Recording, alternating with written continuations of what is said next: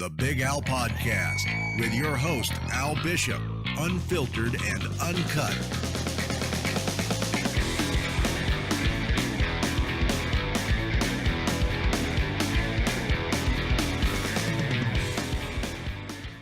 Righty, welcome ladies and gentlemen. I'm joined today by Will fucking Fleury, all the way from Ireland, and his compadre Tommy. How's it going, gents? Welcome to South Africa, and thanks very much for your time, man. Cheers, bud. Yeah. Sure, man. Well, what I like to do with a lot of the fighters is let's give you a little bit of a gap, just to kind of give us a breakdown. Obviously, through the TV show The Fighter, we've got to know a little bit about you and who you are, but just maybe run us through how you got into MMA or combat sports as it was as a young lad. Right. I was about 20 by the time I actually started fighting or by the time I started training properly for fighting. I was in America playing sevens rugby. I was over there working as a labourer, but I was playing sevens one weekend and ended up breaking the arches in my foot. And I had no health insurance over there, so I flew home about 3 weeks after it happened. And I thought originally I'd need surgery on it, but it ended up being able to be rehabbed.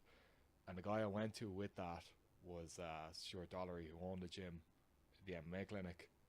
And he was kind of big into, like, you know, it was boxing at the time. It was called the boxing clinic at the time. But he wanted to make an MMA gym. And his cousin was Graham Boylan, who owns Cage Warriors. So he kind of, you know, he had it set up for being a decent MMA gym. And then he was mad to get me into MMA, and sure, I wanted to give it a try too.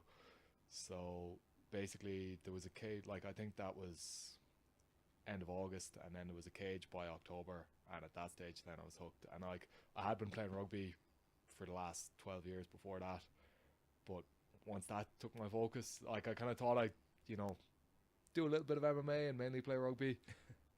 But once I got into the MMA properly, and you know, we got over coaches from America. We had like Justin Robbins came over originally, and then Jake Hecht after that, and they were fairly high level guys, so we were learning like good stuff on the Irish scene at the time, like in comparison to what some of the other gyms might have had. We got decent coaching, and yeah, started from there. Fought with the MMA clinic a few times, and then moved to London in 2014 and trained in London Shoot Fighters for about a year and a half. And that was a big, like, it was an eye-opener into what like professional fighting would be, you know. Yeah, got my ass whooped a lot when I first went over there, basically, like, and there's like really tough lads in there, and basically just kind of still loved it, like still was mad into like getting that competitive instinct, like, you know, just going in there and proving yourself every day, and that never really went away. And obviously you get a hell of a lot better when you keep showing up and guys are whooping your ass, like, either get your ass whooped so much you won't come again, or keep coming back. And I suppose I kept coming back. And then in 2015 I kind of thought, right, like I was winning a few fights over there and I was flying home to fight at home. This was all amateur, and everything was going really well. So I just thought, right, fuck it, I'm going to give this a proper go. Like I was working full time in London, and then moved home, moved back to Tipperary, and started training in Cork in the MMA clinic again, which had become trials at this stage. And that gym had started like slowly winding down. There was guys moving different places, and yeah, just, you know, politics and whatever, and it fell apart a little bit. And then I had my pro debut under Samson MMA, which was kind of what it became after it was trials. But I knew pretty quick, like I knew before I even had that fight, that I was going to have to go somewhere else, and SPG was the place. Like it's like Mecca in Ireland, basically. Like, and it was only a matter of time until I ended up there, and kind of everybody from around the scene sort of knew that anyway. But I suppose once I had that fight and there was nothing much else really happening for me, and there was nothing else coming, I got up to SPG. And then as soon as I got up there, I was like, why didn't I do this years ago? You know? Sure. So there's obviously quite a relationship between South African MMA and SPG. I mean, there's a couple of guys from there that have come out here. Peter Queally fought out here. There's a famous story of John Kavanagh, who I think he came out here or somewhere else. He fought one of our yeah, he was just telling me about this. Yeah. Came over on his own, I think. On his own. Yeah. Yeah, I think it was on his own. Like He it was. had no cornerman, and he walked to the cage with his own bucket, his own water, and his own towel. And I think he was actually fighting Matt's. Yeah, Matt. His opponent was Matt's student. Yeah. So and then the next day, Matt Thorpe was in a seminar, and I think then that's when he asked, "Would you be my coach?" and started the partnership then. So. Okay. Yeah. So there's quite a long history with SPG and South Africa, and it seems to be continuing, which is pretty cool. So did you know quite a bit about the EFC by the time you had got into SPG? Yeah, I used to watch EFC as like not as a kid, but as a kind of adolescent, I suppose. It was on Extreme Sports on Sky, Yeah. and it was the only free to air MMA on telly. Like, and then Bravo eventually got the UFC, but before that we had EFC. Yeah. So I was watching like Mikel Opperman and all them guys. Like, I don't know what, 2012 maybe, or like it was a good while. Well, like, wait, maybe it was earlier than that actually.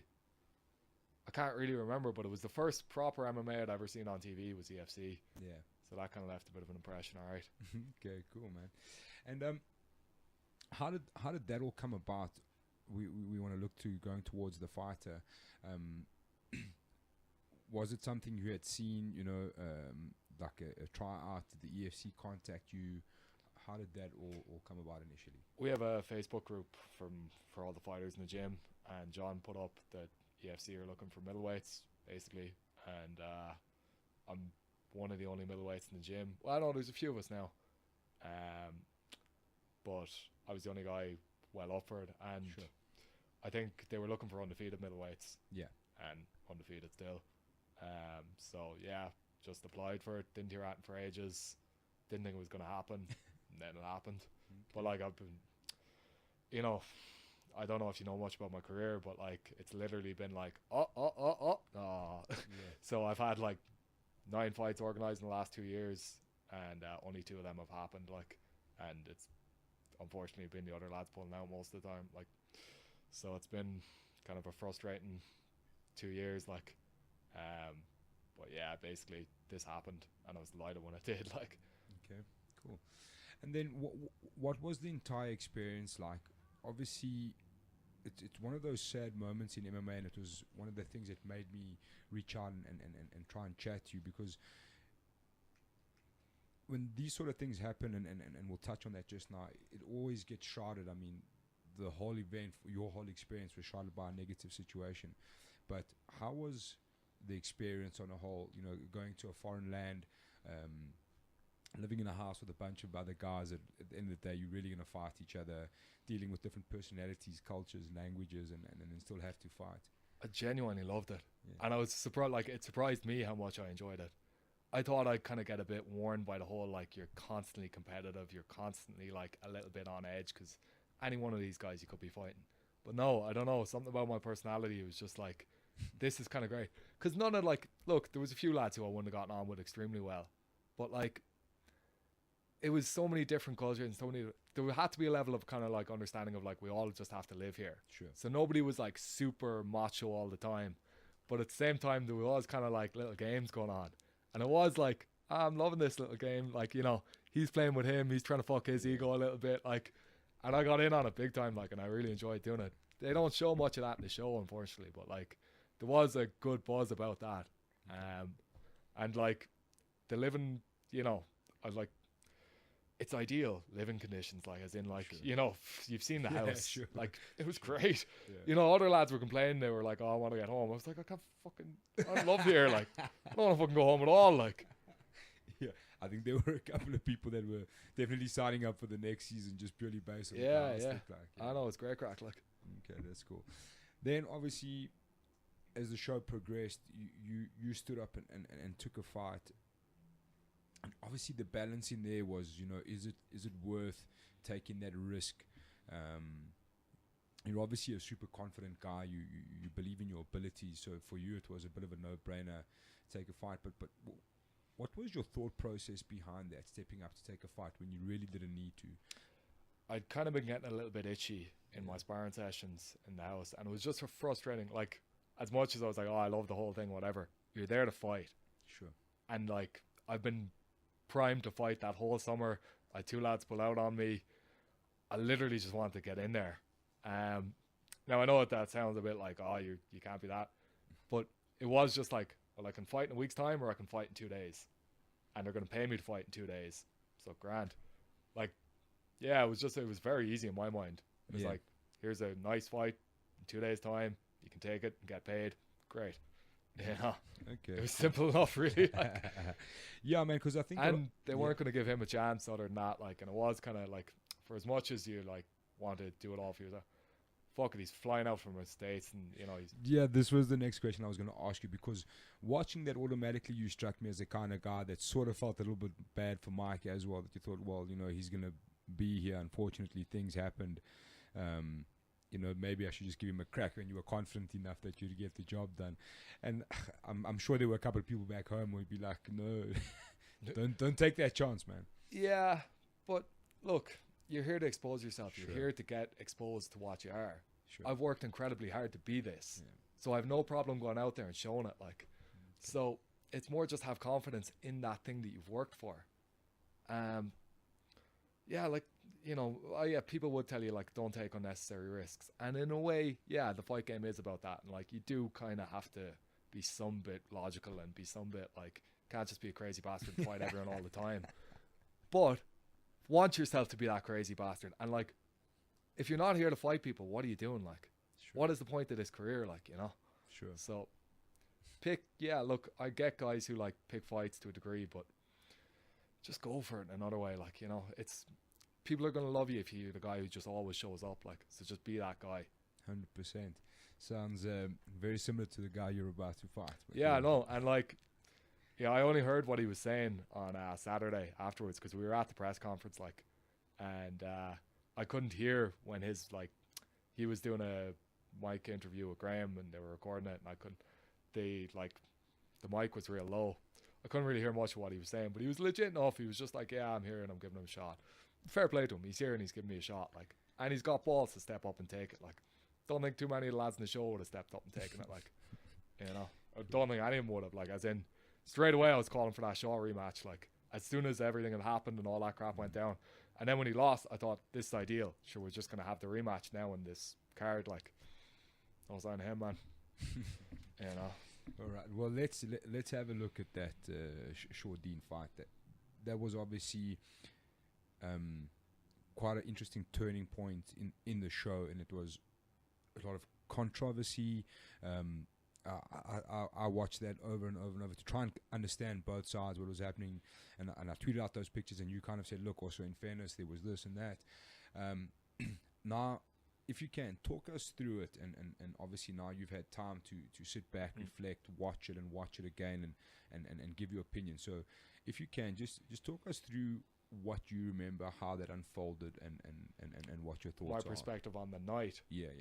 So, first thing that I knew was he was pulling me away from him, and I got like kind of, yeah, I've seen the footage of me jogging over since. It looks terrible. Like, so I was very like unbalanced, you know. But when I got over to the corner, I kind of thought I was about to take, like, I thought I had him in the air, and then I was looking at the lads, and they were kind of just a bit shocked looking, and I could see him getting a bollocking. And I was like, what's after going on now? Because I didn't remember the elbows. And then within a couple of seconds, I kind of sussed it all out.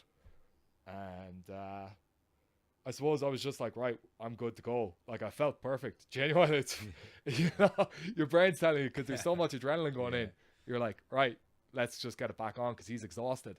So my first priority on it, like, the first thing I consciously remember is like, let's get this going again as quickly as possible. Like, because at that stage, I didn't think it was going to be stopped at all. So I don't know how much, like, it's hard for me to know now what was in the show and what they edited out, but basically it took about 15 minutes for the fight to actually be ended, and I was sure within that time that they were going to restart it a few times, and like they put us back in our corners a few times. They like made it seem as if it was about to start, but basically the doctor came in and gave me a balance test, where he was like, touch your heel, touch your toe. I thought I passed it fine, to be honest. And I think, like, you know, had we continued on, he was genuinely exhausted. And I kind of had a massive mental edge on him at that stage as well. So the initial thing was, like, just disappointment that they didn't let the fight continue. And then it became a sort of like, what's going to happen? And straight away, like, I just assumed for the first few hours, it was like, sure, there'll be a rematch. We'll fight again. And, you know, I'm going to win this fight and it's going to be grand. Like, so I wasn't too worried or I wasn't too freaked out or anything. And we got sent to hospital together. So we were chatting in the ambulance on the way too. I was like, were they that bad? Like, you know, could it not have just continued on? And he was like, oh, you did look out of it, mate, you know. And Yeah. I was like, right, but like, you know, I was still conscious at the end there, like, you know, because we actually, right, they don't show much of this in the show. Shaw, myself and Brendan were room together for the first 3.5 weeks of the show. And like, Shaw would have been the lad I probably got on with best in the house overall, like. But we, like, I never got super close with anybody, you know, I'm a pretty independent dude, like, and, you know. But he'd be the lad who, if like they were all sitting around, I'd sit down beside him and start chatting away, like. And anyway, we were like talking about the shit, having a bit of crack in the hospital, and you know, then I started putting the timeline together. I was like, wait, no, there's a fight on the Wednesday and there's a fight on Friday, and then there's a fight the next Wednesday and the next Friday, and then we're due to be back. And I was like, fuck, how are they going to factor this in? So it hit me. I was like, we're not going to get a rematch. And all of a sudden my mentality changed completely. Like, Yeah. I was like, who are they going to get rid of? And I was like, straight away it became a like, I'm going to have to fight my corner here. So I messaged John, told him exactly what had happened. He was like, you'd need to, you know, how many elbows, you'd need to see the footage, blah, blah, blah, all this sort of stuff. And the next day when I got taken down, like, I kind of had sussed out, this isn't going to end well for you, like, and they're going to fuck you over here. So, and as like I said in the show, as soon as I saw Graham's face, it was just like, right, this is exactly what's going to happen. Yeah. Look, what can I do? Sit here and fucking bitch and moan about the situation that happened. You know, I think it was a massive blunder refereeing wise. You know, it should have been a straight up DQ. Anybody who knows anything about MMA knows that. You know, it's not debatable in my mind. I don't give a shit how it was scored, though, to be honest. A DQ win means fuck all to me at the end of the day. I'd like to fight him again. That's, you know, we have both unfinished business there. So hopefully we get to do that again at some point. I'd love to whoop his ass and just do it and have it done with and be like, I should have won this show. The really gutting thing for me was just the not winning of the show, because as soon as this whole thing happened, I was like, I'll win that. As soon as I saw it and read it on the group thing, I was like, that's going to be brilliant. I'm going to win this thing. And like, my whole mind was just, yep, that's happening. Brilliant. Okay. So it was very like, I was just in a fucking bit of a haze once it had actually kind of been like, nope, you're done and you're out. And especially in the way that it happened, like, it was just very frustrating. So yeah, I suppose I was pretty like, I didn't know they had all that footage of me fucking crying here. But yeah, I was in a bit of a like haze and just frustrated. It was very like, it's bizarre, you know, the way everything happened was just so bizarre. Like, Yeah, it's a bit of a tough situation. I think obviously the biggest controversy in there was the no contest and the DQ. You know, like they said, the show goes on, and they obviously had to make a decision. I do have a bit of an issue with him being rewarded for having cheated.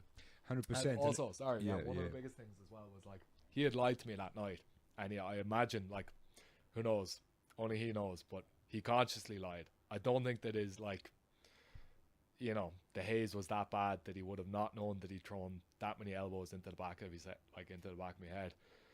And I straight out asked him when we were in the ambulance, I was like, what was it? And he was like, oh man, there was like maybe 2 hit the back of the head, but like, you know, there was at least 4 or 5 good ones to the side that kind of wobbled you first, you know. And when all of that was going down with Graham and like all that, I knew there was 1 or 2 to the back of the head, and I could feel where the elbows had landed, like, and I could feel where all the damage was. So I knew that like any of them that had really hurt me must have been to the back of the head. But at the same time, he had provided that level of doubt because I did trust him. Yeah. And that's why I was super pissed off at him afterwards. And they edit that really strangely in the show. But I was genuinely very like, fuck you, you lied. Yeah. And that's another reason why I think a rematch would be a nice fight. Okay. Yeah, man. I think that down the line, hopefully that's a good rematch. It's everyone loves a bit of a bad blood rematch, and I think it's a score that needs to be settled, and it's, you know. And him being rewarded for cheating, I thought was bullshit as well. Yeah, I felt that you made a valid point after that, because you kind of said it was valid and wasn't at the same time. You kind of said, like, the next person can, put 3-4 fingers in the eye, be a no Just kick contest, the guy in and the you go balls through. until he can't stand up, man. Just, fucking gouge the shit out of him, do whatever. Just make sure he can't go into the next round, and don't worry, you're through. Yeah, And that was the example I felt they were setting at that stage. It was Yeah. like, do whatever the fuck you can to get him out of the way, and you'll be the one who goes through. Sure. Yeah, look, I think from the EFC side, they obviously had to make a hard decision, and the concussion played a big part. And So, okay, I've looked at the footage since, and like, the more I watch it, the more I'm like, yeah, fuck, that's some legit head trauma right yeah, there. sure. But the next day, literally, even that evening, I felt perfect. I felt great. I felt like I could have fought again that night. And genuinely, as soon as I'd like snap back to and realize what had happened and he'd elbowed me, I felt good to fight. I've seen the footage. I'm a little wavy walking over to the corner for Yeah, sure. sure. I haven't seen the footage of my balance test or any of that stuff. I'd like to though, because like how I felt inside was like, right, let's actually just go again. Like, this is gonna be grand. And I felt like I proved the next 3-4 days that I was fit as fuck still, and that I was well able to compete. Nothing hit me. Like, I'd no like, loss of balance. I'd no like stomach upsetness, no sensitivity to light, no confusion. I felt great, like, Sure. But obviously you look at it and you go, shit, there's some legit head trauma there. Yeah. Like, Yeah, there's definitely a bit of wobble going on there, and it's like I said, it was quite a strange situation at the end of the day. I disagree with the decision. I honestly believe that was a terrible, terrible decision. We all know the dangers involved with strikes like that, and it's MMA on a whole has to get to the point where there's zero tolerance for that sort of thing. That's the only way the sport can move forward. especially when it's so prolonged. Exactly. And it's so, like, there wasn't just 2 elbows that hit that area while he was panicking a little bit or something. It was 15 nearly, like, And by the time, like,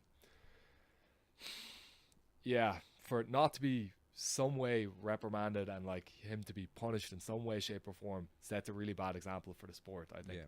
I don't give a shit about, like, as in, look, what's happened has happened. Like, I'm not here fucking whinging about it, trying to be like, oh, I should have got my place through. Look, like, you need to set an example, Sure. in a sport like this. And it is dangerous. There's no doubt about it. Like, I feel like I've gotten off very, very lightly. Yeah. I could have been killed. I could, like, we're doing MMA, we're tough lads, whatever. But why, why not punish guys in these situations? Yeah, 100%, man. There has to be a zero tolerance for that sort of thing. That's my opinion, the way I see it. The thing is, as well, like, it's very easy to say, this is the decision, it's a no contest, whatever. At the end of the day, both sides, like, there was a concussion risk. The doctors felt 2 weeks was the way forward, which meant they had to make a decision. But at the same time, the way it all played out, and I agree with you. What happened if Shaw went on to win the show? Well, I was trying to get Graham to give me a shot at him again after had he won, and then do the Drickus for, like, whoever wins that, do the Drickus fight, and he obviously wasn't up for that. But yeah, to be extremely, like, I'm not saying it's a good thing fairness wise that he lost, but that would have been a very strange situation, wouldn't it? Yeah. Like, It would be. you know. It would be. Anyways, lucky for you, lucky for us, lucky for the EFC. We have you back, which I think is, you're obviously one of those guys who's a big character, and automatically everybody's talking about and everybody wants to see. I've had so many people send me messages like, "What do you think of Will Fleury? What do you think of Will Fleury?" And I'm like, we haven't seen enough of Will Fleury. Yeah, Unfortunately, that's the sad thing. You know what I Yeah. mean? And that was the worst thing for me as a fan of the game. Was I couldn't give you an answer because I didn't get to see enough. I got to see your character, which is cool, but we didn't get to see your skills, which I felt was a bit of an injustice for us as fans. But I mean, it was nobody's fault really at the end of the day. But we get to see you again. So just talk us through what is the future right now, and what is the relationship with the EFC. I heard you saying on a show you did back home that there was a bit of tension between. Oh, there definitely was. Yeah. Look, I wasn't happy with anything that happened. Even when I went home, I was very bitter over the whole situation, and like I was going back into a gym where you literally like your whole thing is that you're this fucking lad who just gets in there, gets it done. That's who you are. That's who you was with. You're going over. You're like, everybody expects you to win this thing. You expect you to win this thing, and then people like you come back. People are like, you won it, didn't you? You won it, yeah. You're like, well, sit down there for about 20 minutes, and I'll tell you this fucking shit show of a story. Like, and that ate at me. And the amount of people I had to like kind of be like, okay, let's have a look at this video now. What? And they'd be like, Jesus Christ, man, that's ridiculous. And you're like, yeah, it is, yeah. But that kept eating at me, and I was a bit bitter, I suppose, over the whole thing. And the one thing that was kind of keeping me going through, we talked a little bit, and I was like, look, get me a big fight, give me some decent money, I'll be back. I don't give a shit. I just want to come down here and prove that I have the skills and that I should have won this show and get me that title shot eventually. And they were talking like, yeah, okay, cool, like, you know, we know you've got the skills, like, we believe in you and whatever. And I was like, right, make me an offer I can't refuse. And I was a good while waiting, so it was about mid-November, I'd say. And then the offer I got, I wasn't happy with at all. It was as if I'd lost the show, and that they actually put that in the wording of the messages as well. This is how he would have been paid had he lost. And I was like, whoa, don't fucking say that, Graham. So yeah, I didn't take that, and I basically told them go fuck themselves. And then we talked a little bit more, and I was chatting to a few lads for a while. Like, yeah, a few more talks, and the whole thing got sorted out, and here I am. Yeah. Basically. Yeah, man. Okay, cool. Well, as long as that's sorted out. Obviously, it's a massive show. It's a massive card. It's going to be a massively historical event. You've been entwined into this history of MMA and EFC going forward. You fight a massive fan favorite, Gordon Ruttman. How much do you know about Gordon? Not a whole lot. I just watched some of his fights over the weekend for the first time. Pretty like, as soon as I got the offer, I just Googled his record and whatever, and I was like, yeah, grand, let's do this. Like, he's up for it. That's all that really matters to me. You know, if he's game, I'm game. Sure. You know. And I think from Graham's side, I think that's probably the way he saw it. He looked for, obviously, to try and help you out find a fight and look for the biggest gamer he has in the roster. And there's legitimately no bigger gamer than Gordon Ruttman. Yeah. He's a guy, cool. And that's why I said to you, man, like, what you're saying sounds very similar to Mr. Ruttman himself. He's always that guy who's on a day's notice, he'll be there, and he's not going to go away. So I think that in itself will make for one hell of a fight, and I think it's got a lot of fans very, very excited, you know. Like I say, people keep asking what do I think about you, and it's tough to say because we didn't get to see your skill. Obviously, you come from a gym with that holds a pretty big reputation,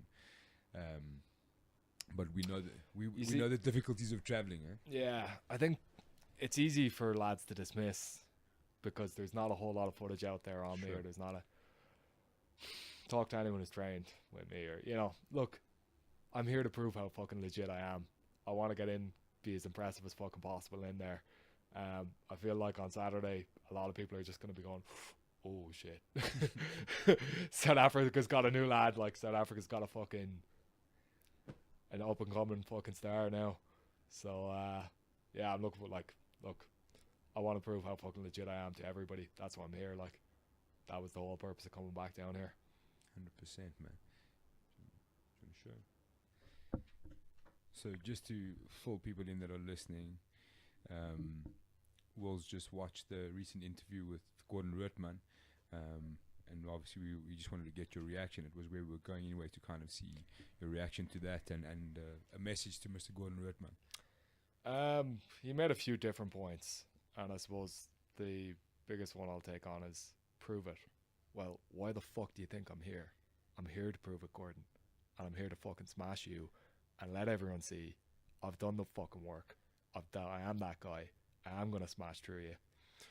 So 3-0 by the end of the week, which would be nice. Should be fucking 6, 7, 8, 9-0 at this stage.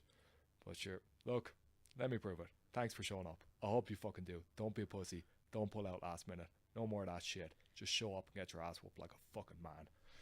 Boom. Sure. Just hypothetically from here,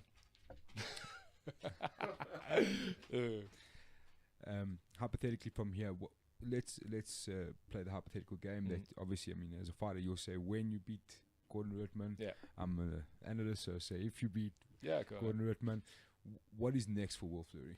There's a lot of options, which is a great place to be. Obviously, the show has to play itself out. You know, the winner is supposed to get a title shot afterwards. My original thing was like, I want to smash this lad and I want to get a shot at that belt. Who knows? The fight game's crazy. You don't know. Somebody might get injured. I'm always available.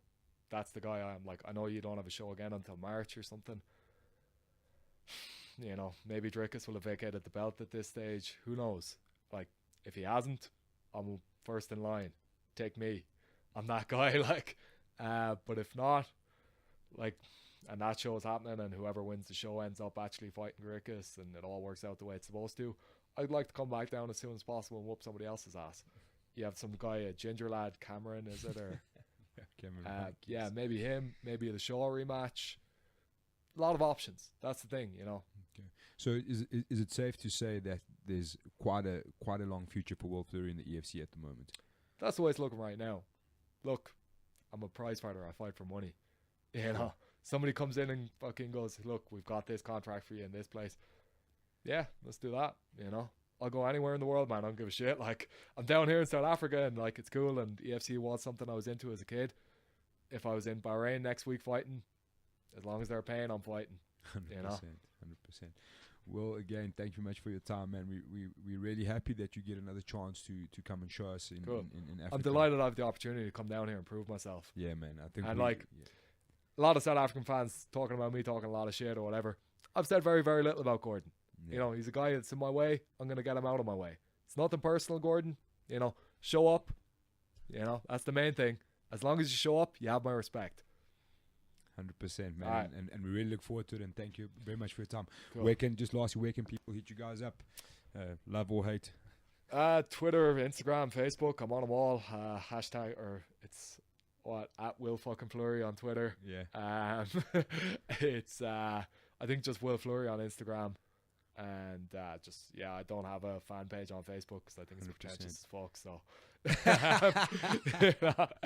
so I'm just me on Facebook. But and you've got a teammate with you here today.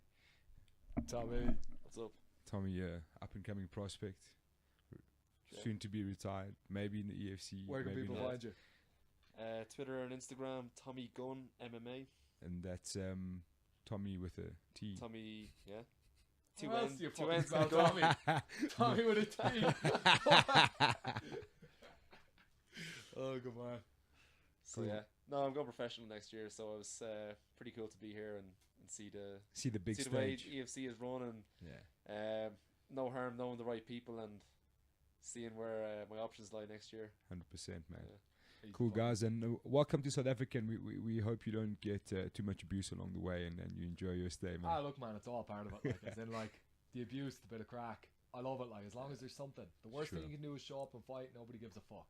You know what I mean? Sure. As in, like, if there's some bit of hype and some bit of, like, if people hate you or love you, there's something. Yeah, sure. You know? 100%. And I'm hoping there's a big crowd there, and I'm hoping there's a good bit of energy, and I'm hoping we get a good buzz out of it. Like, Yeah.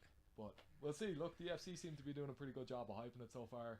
So 100%. Hopefully. That's EFC 66, Saturday, 16 December, Menlo Main, Pretoria, for the first time in Pretoria. It's going to be massive. And we wish you guys all the best, man. Thanks very much for giving us your time. cheers, man. Thanks. Ciao, and we're out. All right.